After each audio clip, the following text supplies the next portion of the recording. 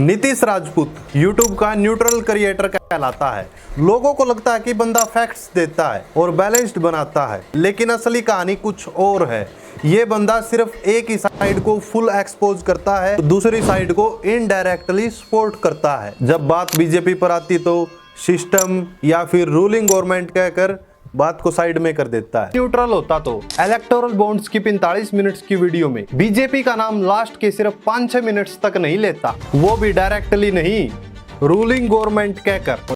चलो इन चीजों को हम साइड में रखते हैं। जैसा कि आपको पता कि इससे पहले भी हम नीतीश के ऊपर एक और वीडियो बना चुके हैं। उस वीडियो में हमने फोकस किया था इलेक्टोरल बॉन्ड स्कीम पर, जिस पर नीतीश ने वीडियो बनाई थी और किस तरीके से इनडायरेक्टली गवर्नमेंट की साइड ली थी और कैसे उसने पहले 45 मिनट तक कांग्रेस को जमकर क्रिटिसाइज किया और बीजेपी के लिए सिस्टम वर्ड कहकर साइड लगा दिया। और अब इस पार्ट 2 में हम काउंटर करेंगे नीतीश की एसएससी स्कैम वीडियो का। 59,500 बच्चे प्रोटेस्ट कर रहे थे, बस टाइमलाइन समझाई, गलीच दिखाए, लेकिन एक भी सवाल नहीं कि बीजेपी ने ब्लैक लिस्टेड कंपनी एडिक्विटी को टेंडर क्यों दिया। स्लैब निकाले तो एक स्लैब में यानी कि छोटे वाले स्लैब में एडिक्विटी एलिजिबल हो गई, बाकी जो दूसरी कैटेगरी थी उसमें तो टीसीएस अकेली खड़ी थी, कोई कंपनी। भाई अगर सच में न्यूट्रल होता तो कांग्रेस जैसे अपोजिशन को रोस्ट करने के साथ साथ बीजेपी को भी एक्सपोज करता, लेकिन इस वीडियो में एक तरफ फुल ब्रेकडाउन और दूसरी साइड व्हाइट वॉश फ्रेमिंग, और इसी वजह से हम एसएससी प्रोटेस्ट वाली वीडियो का पोस्टमार्टम करेंगे।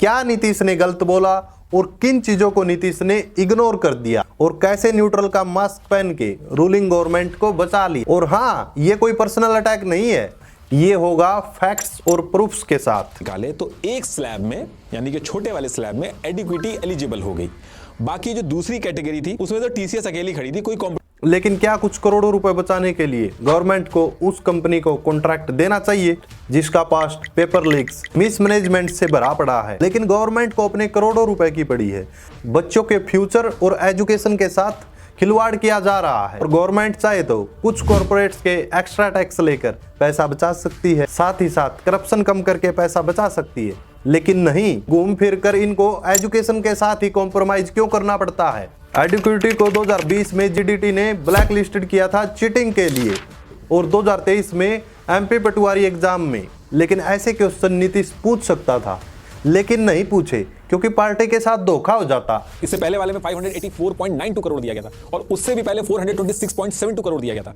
कहने का मतलब है कि बजट की कमी नहीं थी, उसके बाद भी एडिक्विटी को दिया गया। एसएससी ने इस टेंडर को टीसीएस की बजाय एडिक्विटी को देने से हर साल 224 करोड़ का फायदा बनाया। ये टेंडर 6 साल का है तो 1340 करोड़ का फायदा होगा। और एडिक्विटी जो ईयर 2000 में रजिस्टर्ड हुई थी उसको 135 करोड़ के एनुअल रेवेन्यू पे पहुंचने में 24 साल लग गए थे, और इस एक टेंडर के मिलते ही 273 करोड़ रेवेन्यू पर ईयर होगा। वो भी एडिक्विटी को इतना बड़ा प्रोजेक्ट मिला, इससे पहले एडिक्विटी ने 100 करोड़ तक का प्रोजेक्ट नहीं हैंडल किया था। खुद तो एसएससी ने टीसीएस को टेंडर ना देके पैसे बचाए, लेकिन स्टूडेंट से जो एप्लीकेशन के पैसे थे वो कम नहीं किए, उनसे सेम पैसे लिए गए। चाहे एप्लीकेशन फीस हो, चाहे क्वेश्चन करेक्शन के लिए जो अप्लाई करते हैं उसकी फीस हो, सब सेम रखी गई। कहने का मतलब है कि अपने पैसे तो बचा, लेकिन स्टूडेंट के पैसे कम नहीं किए गए। स्टूडेंट ने सेम पैसा देके लो क्वालिटी सर्विस ली। अब देखिए, एसएससी ने इस टेंडर को 171 रुपीस पर स्टूडेंट लेके एडिक्विटी को तो दे दिया, लेकिन एडिक्विटी को इन कम पैसों में पैन इंडिया में लार्ज स्केल के एग्जाम भी करवाने थे, और एडिक्विटी के पास टीसीएस के लेवल का इंफ्रा नहीं था, तो ये एग्जाम कराना एडिक्विटी के लिए भी बहुत आसान नहीं था। अगर पुराना रूल होता तो उसमें साफ मेंशन था सब कॉन्ट्रैक्टिंग या अपना काम किसी और से कराना अलाउड नहीं है। लेकिन मैंने जैसे बताया था कि जब नया टेंडर लाया गया तो उसमें सब कॉन्ट्रैक्टिंग के साथ एक लाइन ऐड कर दी गई थी, एंसिलरी सर्विसेज, नेटवर्किंग और हार्डवेयर सपोर्ट, मतलब कि सपोर्ट। सही बात, लेकिन क्यों एसएससी ने एडिक्विटी को सेलेक्ट किया 200 करोड़ बचाने के लिए। लेकिन स्टूडेंट्स के लॉस का क्या? 5.5 लाख लोग अपीयर्ड हुए थे, 59,500 अफेक्टेड निकले। दिल्ली जंतर मंतर पर हजारों लोगों ने प्रोटेस्ट किया, री एग्जाम कंडक्ट करवाने की डिमांड की, लेकिन हुआ क्या?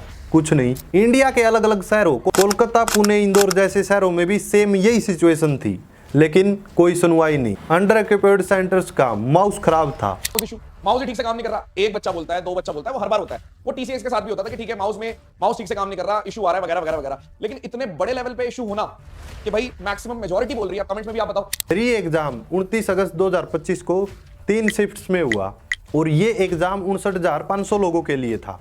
एडिक्विटी ब्लैक लिस्टेड था, लेकिन सेंट्रल कॉन्ट्रैक्ट कैसे मिला? मेंटल हेल्थ इंपैक्ट होता। एग्जाम के लिए स्टूडेंट्स 400 से 800 किलोमीटर दूर जा रहे थे, सारा टाइम वेस्ट। और हाँ, अगर इतना ट्रैवल करके गए तो बाद में पता चला कि पेपर कैंसिल हो गया।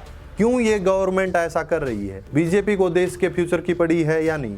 ऐसा एक भी क्वेश्चन नहीं पूछा। 2010 में जब गुजरात की बीजेपी गवर्नमेंट ने गुजरात स्टेट के जो एंट्रेंस एग्जाम होते हैं जीसेट, उसके एग्जाम कराने वाली कंपनी मेरिट ट्रैक को हटा के एडिक्विटी को लिया। यहाँ पे थोड़े बहुत क्वेश्चन उठे कि मेरिट ट्रैक सही से एग्जाम करवा रही थी, लेकिन ये चीज बताई गई कि एडिक्विटी ने कम पैसे में ये चीज कराई, तो गुजरात गवर्नमेंट ने एडिक्विटी को ये प्रोजेक्ट दे दिया। और गुजरात गवर्नमेंट का ये प्रोजेक्ट मिलने के बाद एडिक्विटी के एग्जाम कराने की जो फ्रीक्वेंसी है वो बढ़ जाती है। कई सारे नेशनल लेवल पे भी कंप्यूटर बेस्ड टेस्ट करवाए एडिक्विटी ने। जब मेरिट ट्रैक अच्छी परफॉर्मेंस कर रही थी तो चेंज क्यों किया गया?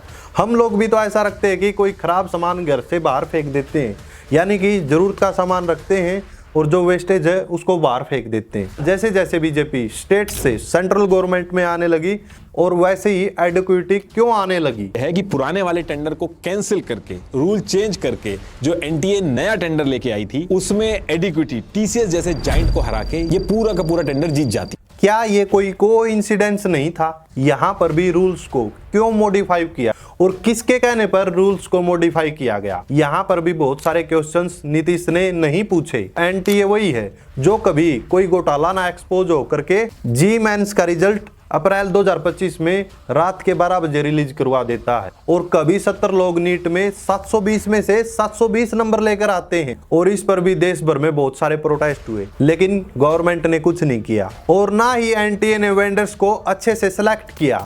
तो लग रहा था कि अब एडिक्विटी को टेंडर नहीं मिलेगा, लेकिन होता इसका उल्टा है। सेम ईयर 2023 में महाराष्ट्र के एमबीए सीईटी का टेंडर भी एडिक्विटी को, पर यह नहीं बताया कि क्यों मिलते हैं।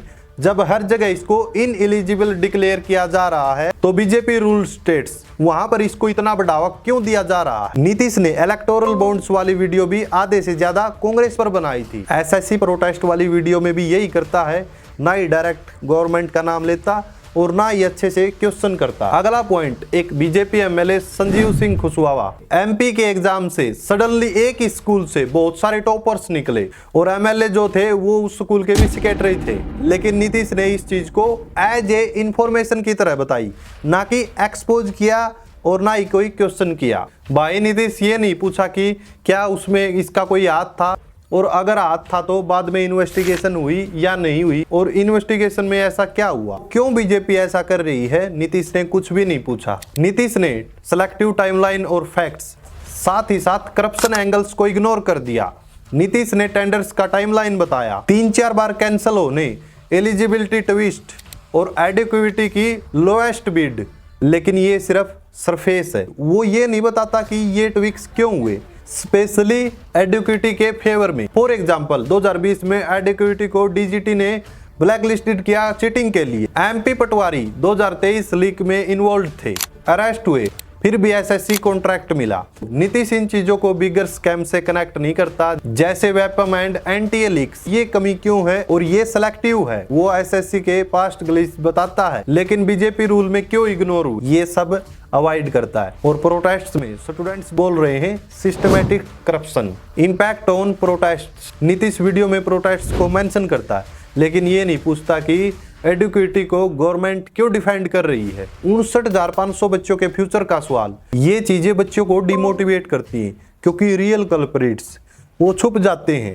और ऐसे में उनको जस्टिस नहीं मिलता। नीतीश ने बच्चों की बहुत सारी सिंपैथी दिखाई, mental stress, time waste, delays और उनको सिस्टम के अगेंस्ट बोलकर इमोशनल सपोर्ट दिखाया, लेकिन ये एक सरफेस लेवल है, एक टिपिकल व्हाइट वॉश टैक्टिक। असली प्रॉब्लम ये है कि उसने एक भी हरस क्वेश्चन नहीं पूछा गवर्नमेंट से और एसएससी से। करप्शन के angles, political favouritism, rules tweaks और इन सब चीजों को अवॉइड किया, सिर्फ एडवाइस दिया।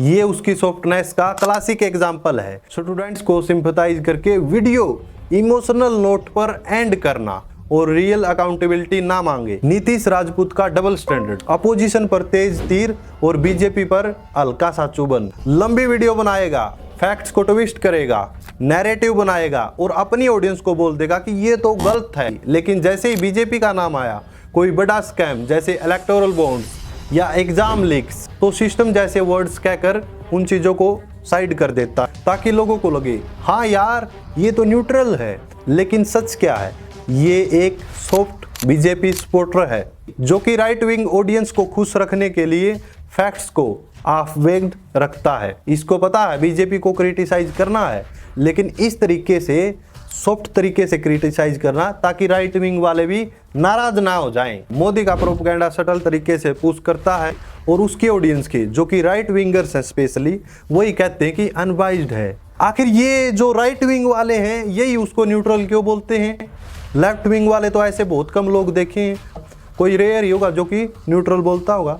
लेकिन राइट विंग वाले इसलिए कहते हैं क्योंकि उनको पता है, अंदर की पूरी कहानी पता है, उनको पता है ये बंदा बीजेपी को सपोर्ट करता है, इसलिए उसको न्यूट्रल बोलते हैं वो। और उसी को खुलकर क्रिटिसाइज नहीं करता और ना ही डायरेक्ट नाम लेता। और इससे पहले भी आप इसकी बहुत सारी वीडियोस देख सकते हो, जैसे अडानी, हिंडनबर्ग सॉफ्ट क्रिटिसाइज, लेकिन बीजेपी पर कोई ब्लेम नहीं। एसएससी स्कैम वाली वीडियो में देखा होगा कि जैसे टेंडर कैंसिल होने, एडिक्विटी का फेवरिज्म, ब्लैक लिस्टिंग इग्नोर, वो सिर्फ टाइमलाइन देता है, ना ये पूछता कि गवर्नमेंट ने रूल्स क्यों चेंज किए और इतना करप्शन क्यों, क्योंकि अगर पूछता तो उसके आका एक्सपोज हो जाते। ये बंदा जानबूझ के नैरेटिव बिल्ड करता है ताकि लोग सोचे कि ये बैलेंस्ड है, लेकिन असल में अपोजिशन को टारगेट करके बीजेपी को सेफ रखता है। ये ऐसा क्यों करता है?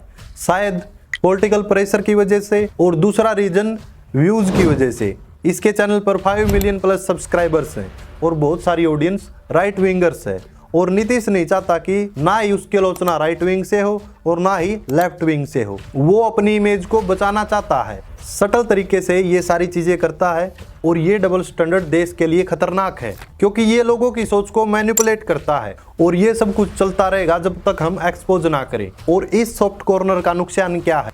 वोट चोरी के और बिहार के बड़े टॉपिक्स क्यों इग्नोर किए? नीतीश भाई, अगर तुम कांग्रेस को आंसरेबल मानते हो तो बीजेपी को भी देखो। यहाँ सॉफ्ट कॉर्नर दिखाओगे तो देश के लाखों बच्चों का नुकसान हो रहा है। एसएससी एग्जाम में भी एडिक्विटी जैसे ब्लैक लिस्टेड कंपनीज को टेंडर, बच्चों का समय बर्बाद और भविष्य बर्बाद। बीजेपी रूल में ये सब कुछ बढ़ा है, लेकिन तुमने सिर्फ सिस्टम ब्रोकन बोला, डायरेक्ट कोई ब्लेम नहीं। अभी तक डेमोक्रेसी के लिए वोट चोरी का सबसे बड़ा इशू है। अपोजिशन बोल रही है ये बीजेपी इसी वोट थेफ्ट है। राहुल गांधी ने एक्सपोज किया duplicate voters, fake addresses, proof सामने रखे, वोट चोरी कैंपेन चलाए और आम आदमी पार्टी ने भी सपोर्ट किया दिल्ली में, लेकिन नीतीश चुप।